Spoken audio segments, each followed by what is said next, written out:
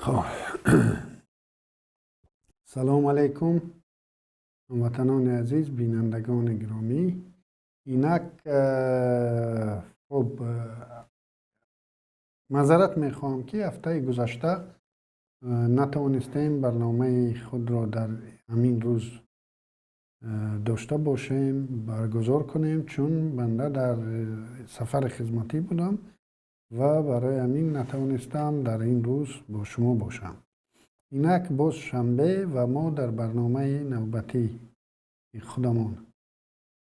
قرار داریم و از خبرهای شاید بیشتر از یک هفته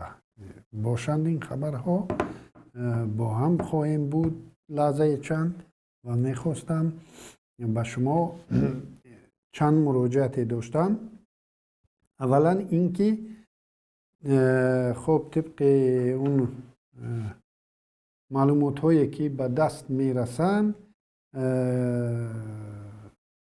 شبکه های اجتماعی در روسیه مسدود کرده شده استودند و چون تماشابینان اساسی ما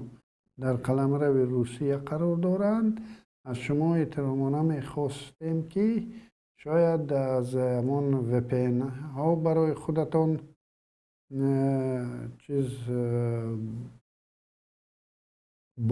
بارگیری کنید، یعنی اسکچات کنید و از همین وپن ها بهترش وپن هایی هستند که خب رایگان نباشند، یعنی حدود 7-8 دلار در یک ماه مبلغ می طلبند و این وپن ها بهتر کار میکنند. ولی وپن هایی که هم نیز رایگان هستند اونها نیز در این مورد کمک میکنند. امروز من در فیسبوک خودم نوشتم که کی مرا از روسیه میبیند در مدت 1 ساعت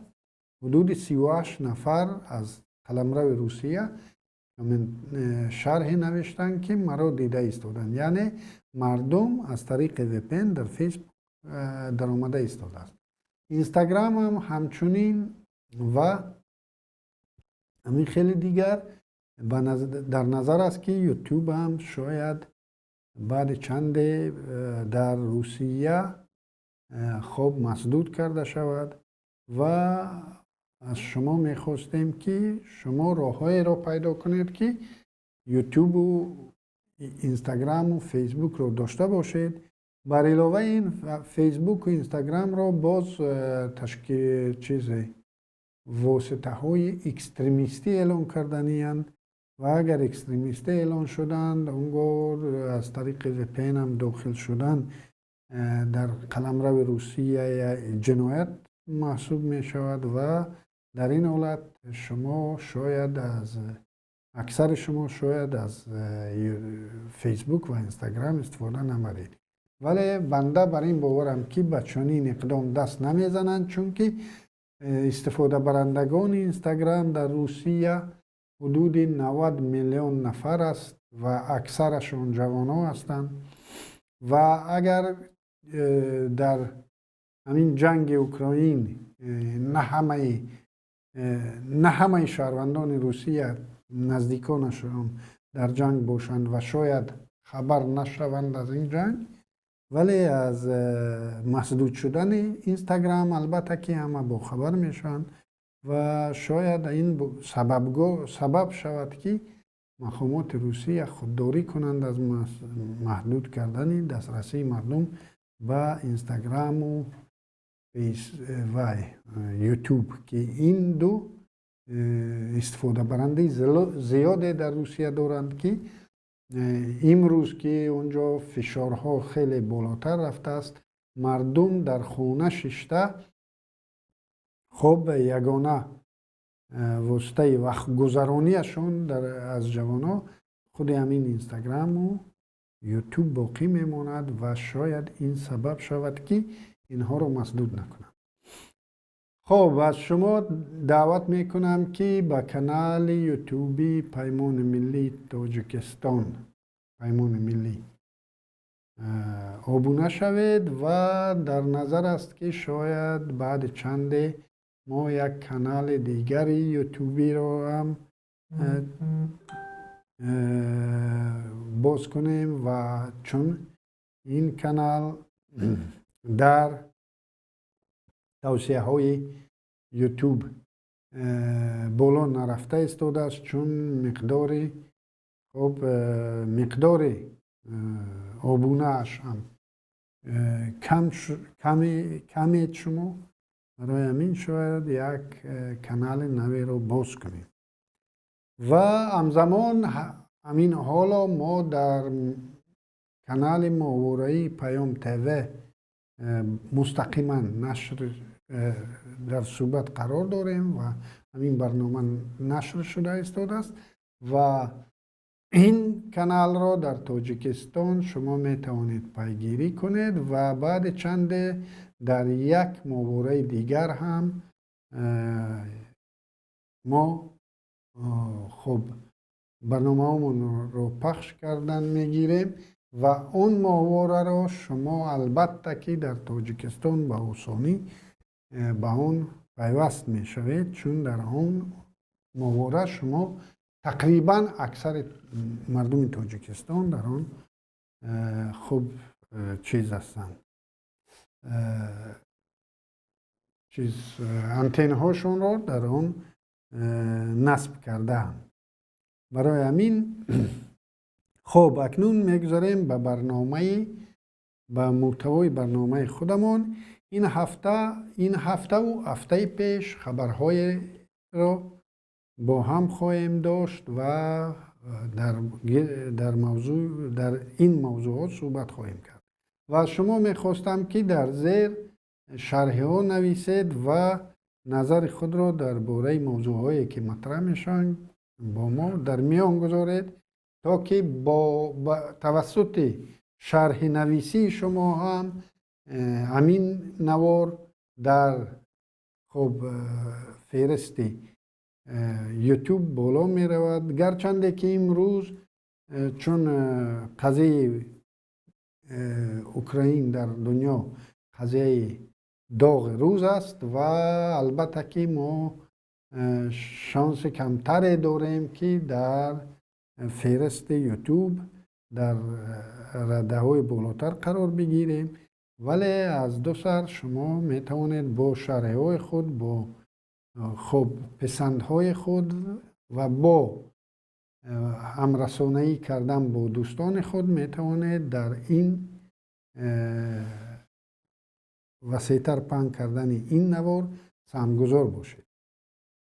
خب خبرهایی که در این هفته، اولین خبری که من میخواستم با شما در میان گذارم باز خبر بدخشان است و خبر خاروق است، چون بدخشان خاروق را ما بر اثر واقعه های اوکراین، حتی خودم هم بسیار همین واقعه های اوکراین به من بسیار تاثیر رسوندند و در بسیار موردها خودم هم در شبکه های اجتماعی از پیگیری این حوادث میشم، حوادث اوکراین میشم و حتی خودم هم توجهم از مشکل بدخشان کمی کنار رفته ایستاده است، گرچنده که مشکل بدخشان از مشکل اوکراین کمتر نیست، ولی چی کنیم که دیگر شبکه های اجتماعی چنین هستند، موضوع های داغ پیدا می شوند و تمام تماشابینان تاجیک زبان هم میوند از پی همون خبرهایی که خودتان تصور کنید طول 2 هفته حتی خبرهای اوکراین که در آنجا جنگ رفته ایستاده است گونه شده ایستادند، یعنی مردم عادت کرده ایستاده است که خب جنگ است، دیگر اونجا آدما میمورند و به این هم آدما عادت میکردند. در خاروق طول هفته آخر حدود 8 نفر جوان بازداشت شده، حداقل 1 نفرشون مورد لطوکوب از طرف مقامات قرار گرفته است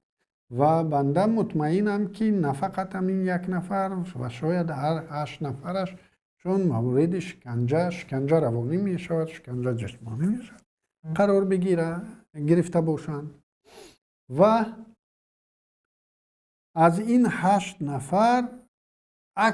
اکثر کلشون قریب 7 نفرشون بازداشت های خودسرانه هستند. یعنی بازداشت خودسرانه گفتم ما رو چی میگیم، ما چی میفهمیم خودسرانه؟ این با زبان تاجیکی ترجمه شده است، با روسی پرایزوول میگن. پرایزوول یعنی غیر قانونی، از قانون سوء استفاده کردن. یعنی او قانون هست وانمود، یعنی نمود قانونی دادنی عملیات خود، این را میگن بازداشت های خودسرانه. و حداقل از همین 8 بازداشت 7 بازداشت خودسرانه می باشند. ببینید یک جوان میگذرد و اکثرشون در همون یک پستگاه، در همون یک بلاک پستی که در محله تیرچی گذاشته شده است و اکثرشون در همون جا هستند. و ببینید یک جوان میگذرد از همون راه که از قضا در پیش از او یا پس از او یک خواهر میگذرد و این خب چه میگن عامیان قانون، این عامیان قانون که به گفت اینها برای جاری کردن ترتیبات و حمایه از مردم، حمایه مردمی شهر خوروغ و ولایت مختار کوهستان بدخشان از عنصرهای جنایی آمدن، با این خواهر به طور تحقیرآمیز گپ‌پرتایی میکنند و این جوان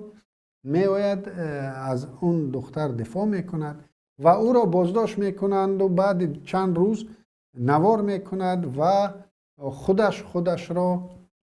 چیز میکند، یعنی تهمت میکند و میگوید که من از آنجا گذشتم، یعنی در نوار میگوید که من گذشتم و دیوانه شدم، خودم سر کردم، اینها را دشنام کردم و همین را خب بالای او پرونده میکنند. یک نفر دیگر معاون رئیس جماعت شهرچه اسماعیل سامانی در سال 2014 یا 15 باشد شهر خوروغ را 2 تقسیم کردن، ساحل راست و ساحل چپ رودخانه غند را 2 به 2 محله به 2 شهرچه تقسیم کردن و اون بر دریا در طرف چپ این رودخانه را به نام اسماعیل سامانی شهرچه کردند که در آن محله های خب نیودک، شاشخوروغ، همین خیل تیرچید و رفته تا باغ بوتانیکی یعنی انستیتوت بیولوژی پامیر، یعنی طرف چپ ساحل رودخانه غند، این را نام نهادند محله اسماعیل سامانی و معاون رئیس این محله را به خاطر آنکه در کدام مسئله با کوراتور کمیته دولتی امنیت ملی مورد بحث قرار میگیرند و این بعد کار به خانهش می رود و به سر او کارمندان ملیسا می آیند و او را می برند و تا همین روز قریب که 1 هفته او هم در بازداشت خودسرانه قرار دارد و تقریبا یگان تا از اینها تا به همین روز هم با حمایتچی تأمین نشدند و اخیراً 11 بود یا 11 یکی از نمایندگان جامعه مدنی باز در همین پستگاه افتخار سید بیکوف که نیز بازداشت می شود و او نیز بعد 1 روز نوار می کنند و او نیز خود را تهمت می کند و می گوید که من گذشتم و آنها را دشنام کردم و از کار خود پشیمانم و همه این با فشار و با با شکنجه از مردم معلومات میگیرند و این اون رو غیر قانونی ثبت میکنند. من چندین بار برای شما مثال ها آوردم که در دیگر منطقه های تاجیکستان مورد انگام حقوق ویران کنی آدم رو حتی نامش رو نمیگیرن، میگن که مرد 41 ساله از مرد 43 ساله پولش رو گرفته، یعنی با فریب با باوریش در اومده. همین خیل یعنی اون برخورده که قانون طلب میکند، یعنی قانون طلب میکند همین شهروند شما حق ندارید که پیش از حکم دادگاه شهروند را به خواهش خودش نوار کنید، به خواهش خودش از نامش را بگیرید و بگوید که فلانی به خاطر فلان جرم بازداشت شده است. یعنی این عمل شما غیر قانونی است. در دیگر مناطق تاجیکستان این کم کم در بعضی موردها اگر اون با اون عیبدار شونده ها داد و گرفت مقامات کرده باشد، در آن حالت ها ما نام عیبدار شونده ها رو نمیشنویم. ما اونجا یک مرد، یک زن، یک جوان، یک دختر میشنویم. در حالتی که در بدخشان است در یکم روز دویم روز خود همون عیبدار شونده را مجبور میکنند که خودش را تهمت کند و آن را نوار کنند و خود همون نوار غیر قانونی است و اثبات گناه حساب نمی شود، لیکن خود همون نوار را دیگر همچون فشار روانی بالای همین عیبدار شونده استفاده میبرند و او دیگر از گپ‌های گفتگی در نوار دست کشیدن نمیتواند و حتی اگر دست هم کشد و در مورد سود بیاید و بگوید که ما را با فشار مجبور کردند، سودها عادتا اون نشان داده که پیش از در تفتیشات پیشکی به اشتراک ادوکات، به اشتراک حمایتچی همین عیبدار شونده خود را بالاش تهمت کرده است، اون را به حیث اساس عیبدار شوی استفاده میبرند و در ضمن باز عیناً چنین یک حادثه در شهر استرافشان رخ داده است که در اینجا نیز خیلی بروقتر چون جنگ اوکراین شد دیگر این را مردم ما دیگر از این فراموش کردیم. در استرافشان در 23 فوریه شهروند بازداشت شد که او یکی از صاحبکاران معروف علیشیر سلطانوف که خب پایگاه خبری بامداد نشر کرده است، علیشیر سلطانوف را به حبس پیشکی میگیرند با اتهام تحقیر نماینده دولت. این نماینده دولت کارمند انداز بوده است که تحقیر شده است. چه چیز این نماینده حکومت رو تحقیر کرده است؟ چون این نماینده حکومت ماشین گران نرخ را دارد که آن را رسمش را در کدام شبکه اجتماعی نشر میکنند و میگن که این با کدام مبلغ خریداری شده است و همین باعث تحقیر همین مقامدار می شود، نماینده دولت می شود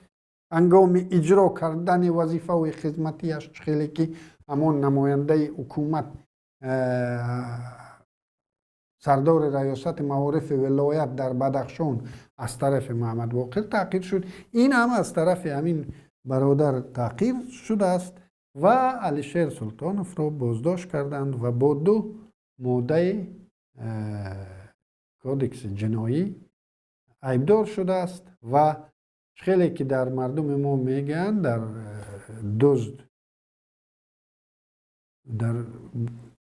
مردم شغنان همین چی دارن، دزد یرغه صاحب مال شرمنده، یعنی دزد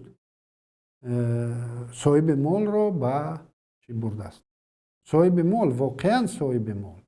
نگویم که این برادر صاحب مال نیست. این انداز سپارنده از انداز این دزدیده او ماشین گران نرخ را خریداری کرده است و این که سوال گذاشته است، یعنی این شده است گناهکار و او مانده است، او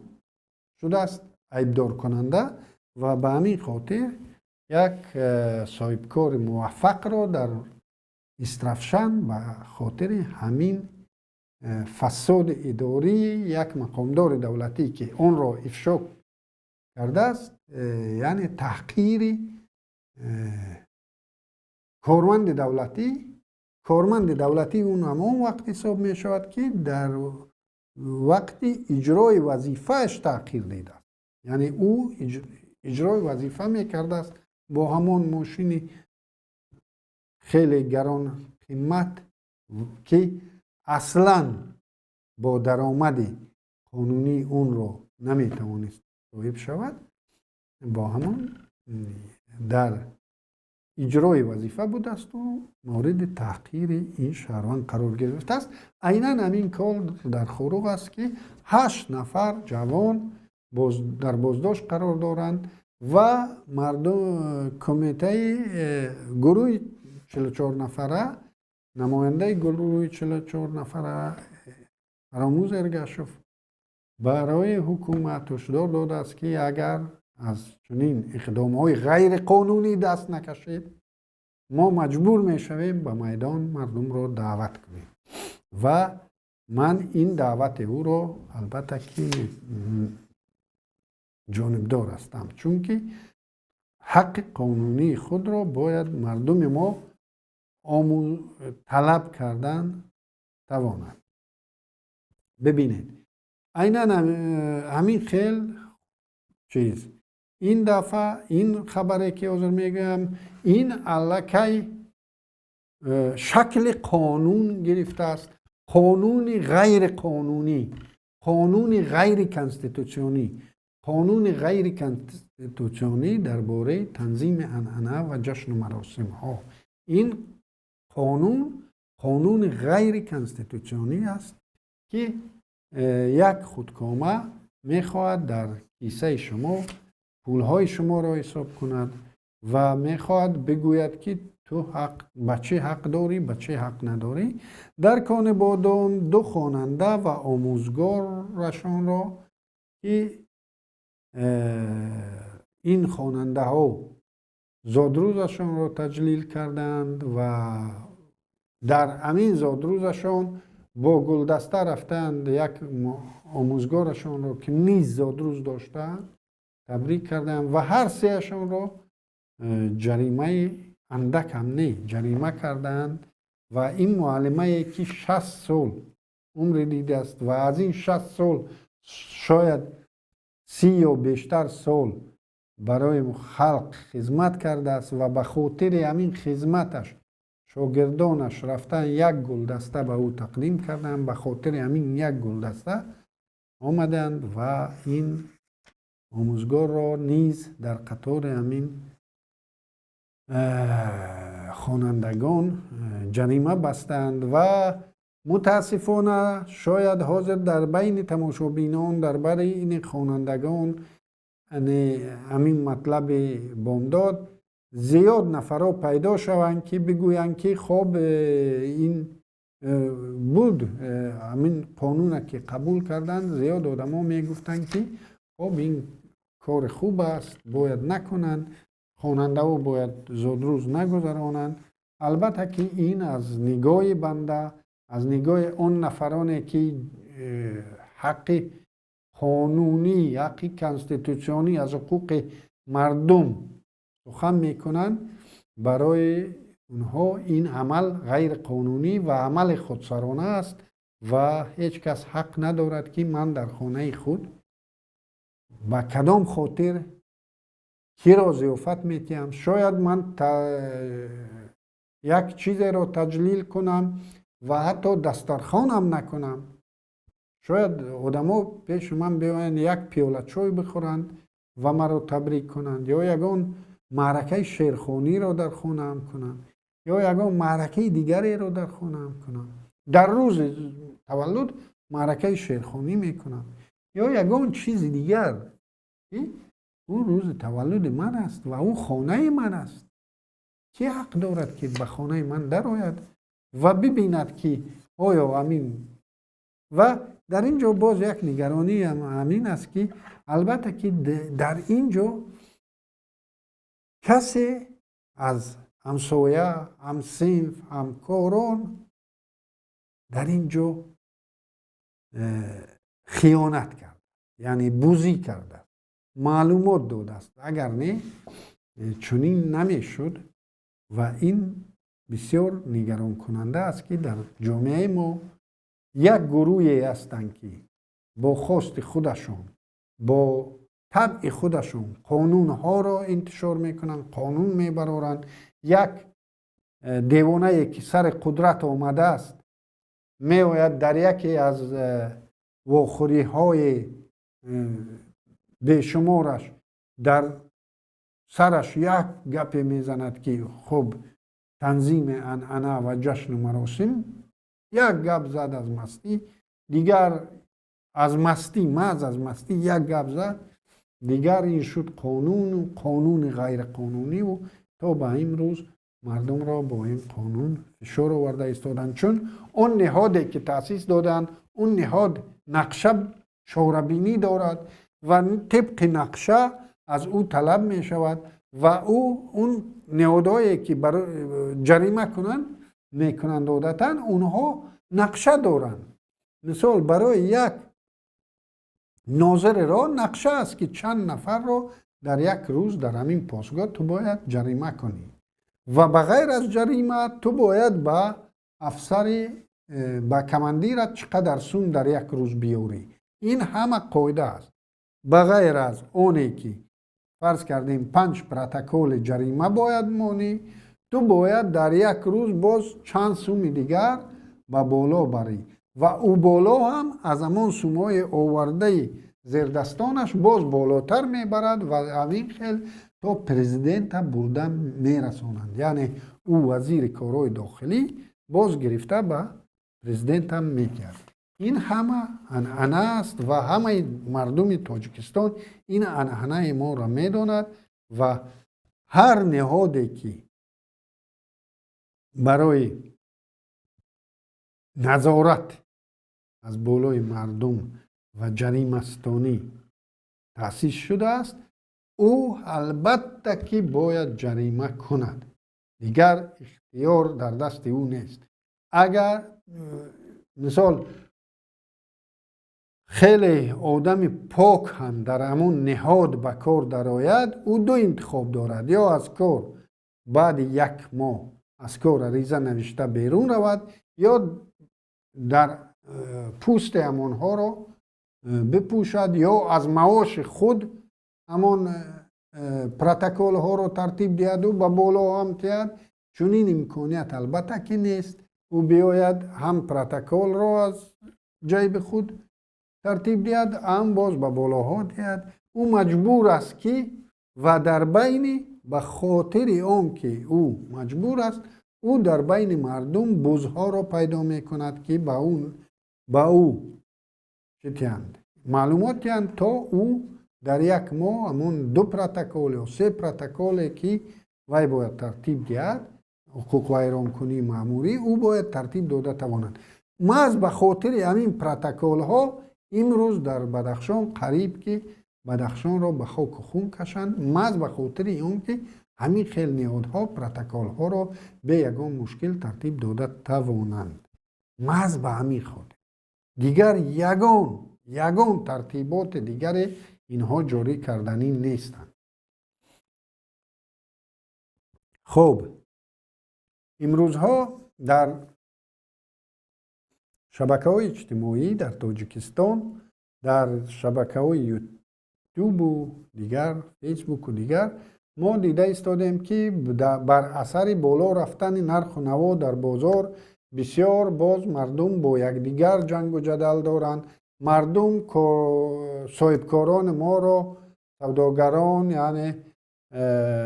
سوداگران ما را عیبدار میکنند که اونها آمدند و نرخ و نوا را بالا بردند، اونها آمدند و خب فرض کردیم اگر دلار بالا رود میگن که سیب تو به دلار چی دخل دارد یا کارتشکای در پولیزت رویانده به دلار چی دخل دارد یا او چیز دیگر به دلار چی دخل دارد. حتی بعضی ها میگویند که او باره که پیش از همین بالا رفتن نرخ دلار آوردی او به این دلار نو خسته چی دخل دارد مردم. او مردکی که سودا میکند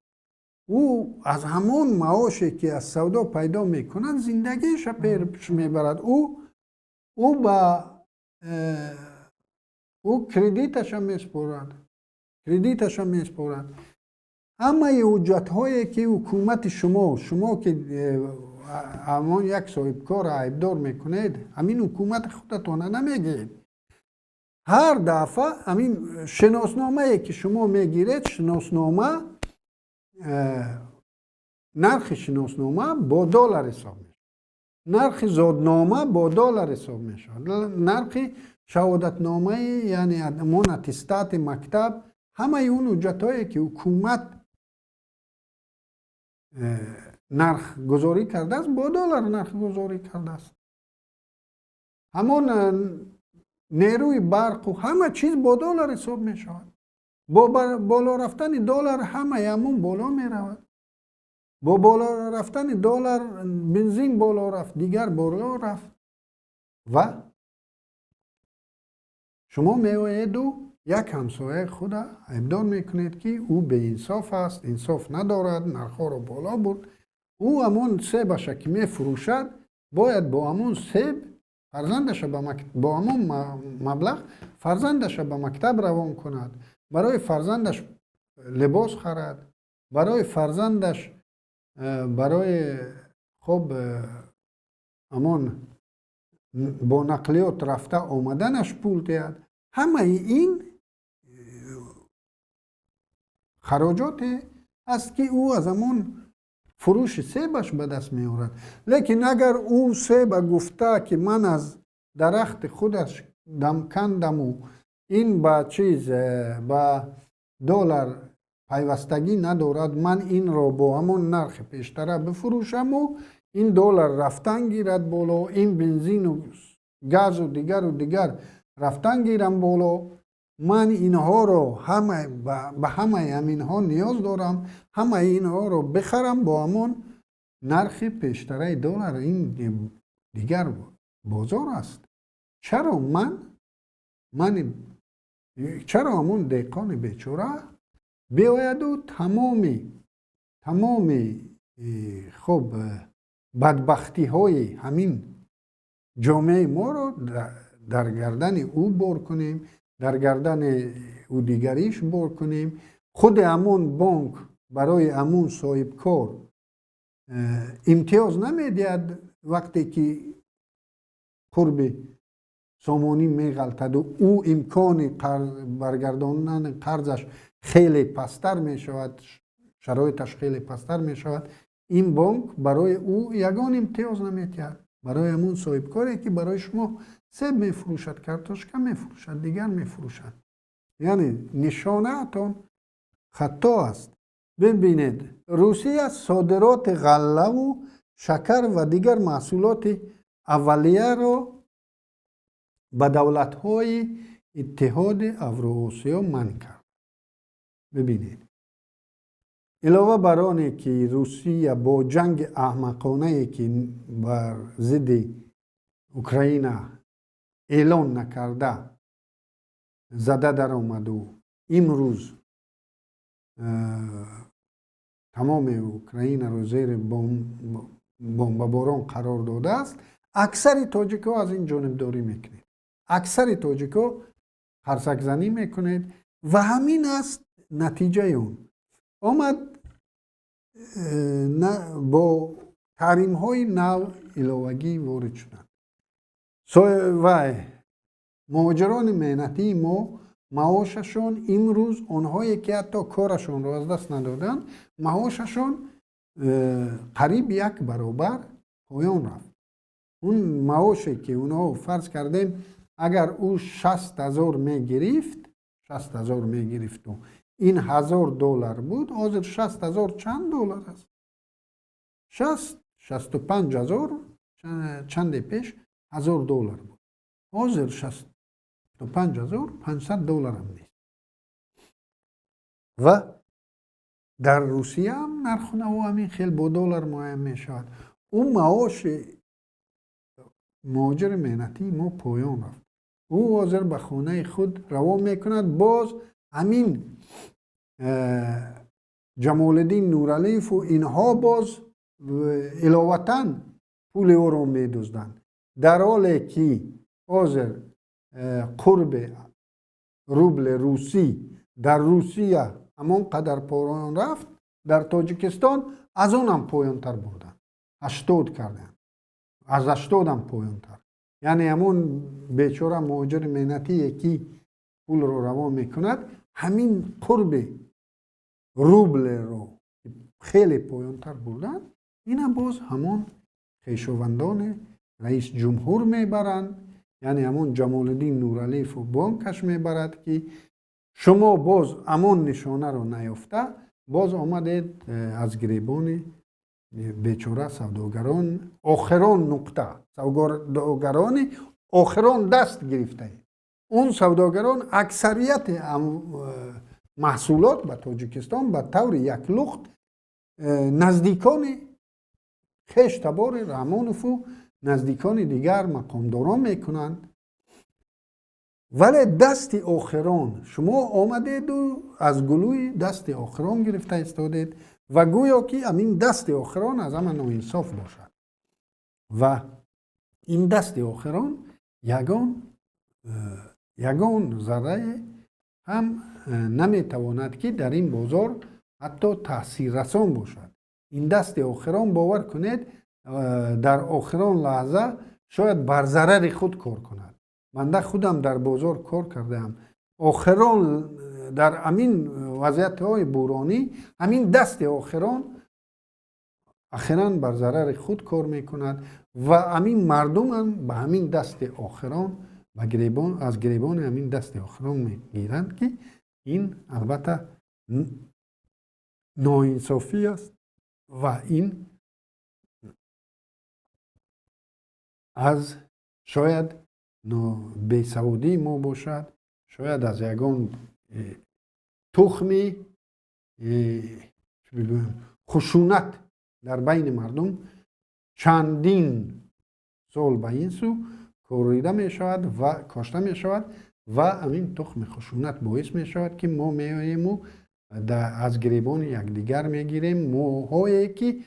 قربانی همین سیاست ها و همین خب به صلاحیتی مقامات حکومتی، یعنی حکومت خود شده ما میایم و با یکدیگر دست به گریبان میشویم. اخیراً ببینید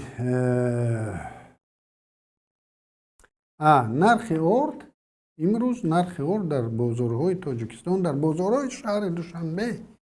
به 325 سامان رسیده است. حساب کنید در بازارهای شهر خروغ به کجا می رسد و در بازار مرغاب به کجا می رسد. و بعض دکانداران تاجران در دکانهای خود را بستند و این است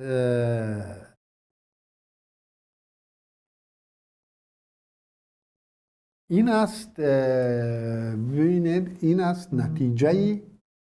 دو هفته جنگ اعلان نکرده پوتین بر علیه مردم اوکراین و نتیجه تحریم های جوابی عالم غرب نسبت روسیه که این ما در ابتدای کاریم مشکل ها هنوز در پیشند. سازمان ملل متحد از تعقیب مخالفان در تاجیکستان و از وضع بدخشان کمیسر حقوق کمیسر میگن اولی سازمان ملل متحد اوید به حقوق شهروندان میشل باچلت اخیراً مقامات تاجیکستان را در تعقیب مخالفان و مخصوصاً در وضعیت بدخشان مورد تنقید قرار داد و ببینید باز تکرار میکنم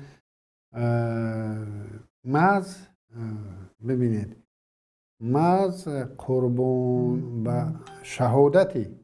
گلبدین زیابکوف باعث شد که در چنین سطح بالاترین بین الخلقی از پایمال حقوق بشر، حقوق تمام شهروندان تاجیکستان گفته شد و از جمله وضعیت بدخشان در علیحدگی آنجا قید گردید و اون نگرانی همین خانم را حاضر برای شما میخوانم. در تاجیکستان تعقیبات بر ضد مخالفین سیاسی ادامه دارد. شمار تعارف بیشتر اعضای گروه‌های اپوزیسیونی توسط مرافعه‌های دادگاهی که جوابگوی معیارهای قبول شده قانونی نیستند به سالهای طولانی زندان محکوم کرده میشوند. خشونت‌ها بین نیروهای امنیتی و تظاهرگران در ماه نوامبر سال 2021 در ولایت مختار کوهستان بدخشان وضع حقوق انسان را در این منطقه باز هم بدتر کرده یک فضای ترس و تعقیب را به وجود آورده است. من از ادامه قطع دسترسی به اینترنت در این ولایت اظهار تأسف میکنم. این به طور آشکارا پایمال کردن حقوق انسان است. ببینید در این میان در بدخشان طبق خبرهایی که ما در دست داریم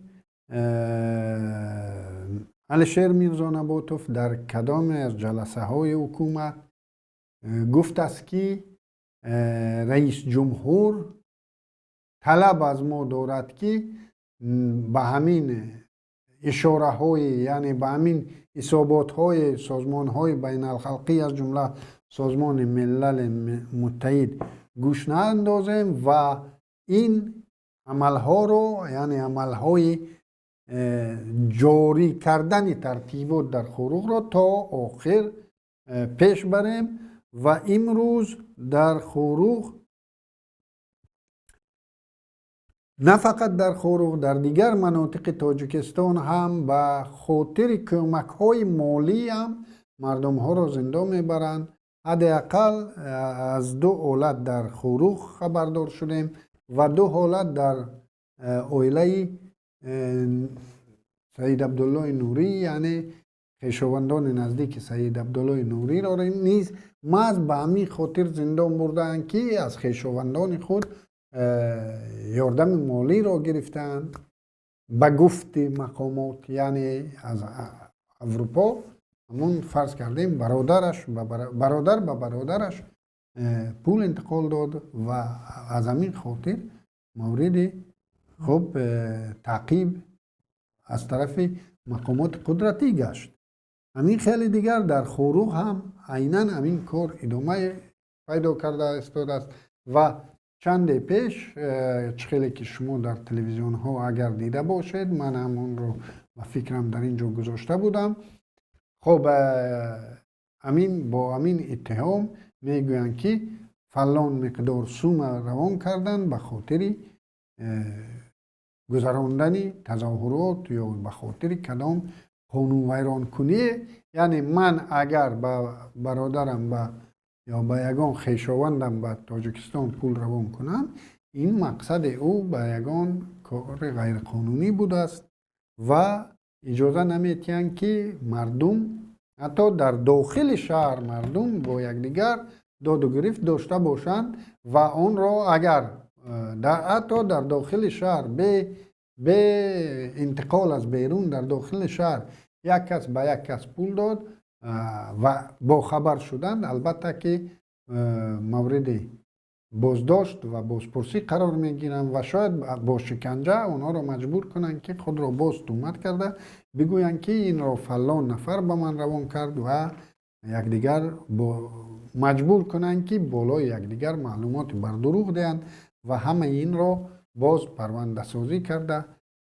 خب مبلغ گذاری تروریسم و اکستریمیسم گفته چی میکنن یا همکاری با گروه های اکستریمیستی گفته به مدت 5 تا 8 سال به زندان برند و این مورد خیلی نگران کننده است. اخیراً در از خاروخ خبر آمد که خب شبانه روز این مقامات انتظامی در شهر گشته